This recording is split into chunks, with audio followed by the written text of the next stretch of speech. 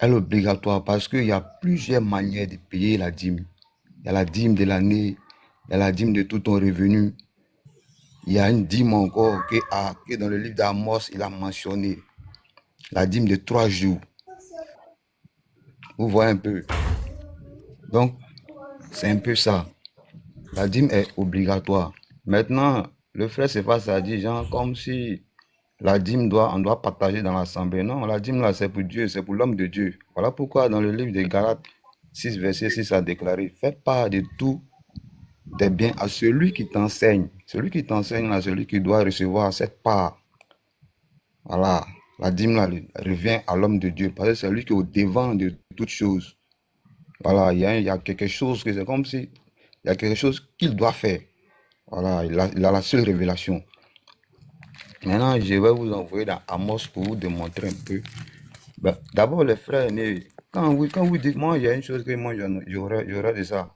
Quand vous faites la différence entre les testaments, genre l'ancien et le nouveau, alors que la parole a déclaré que rien n'est aboli.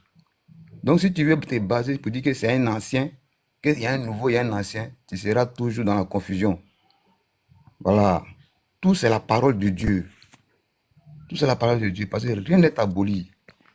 La parole a déclaré que même la loi parvenue avant 430 ans ne peut ni l'abolir. Donc, je vais venir encore d'abord. Ceux qui ne veulent pas qu'on paye la dîme, là, voilà un verset pour eux. Dans Luc 11, verset 52. On dit, malheur à vous, docteurs de la loi, parce que vous avez enlevé la clé de la science. Comment on te donne une ordonnance et puis toi, tu retires certains comprimés dedans et puis tu dis non, bon, il a payé la moitié puis il serait guéri. Ça, c'est impossible. Ça, c'est impossible. Respectons le commandement de Dieu. Si la dîme n'était pas obligatoire, le Seigneur n'allait pas dire que non, vous me volez dans les dîmes. C'est parce qu'elle est obligatoire qu'il dit on le vole dans les dîmes.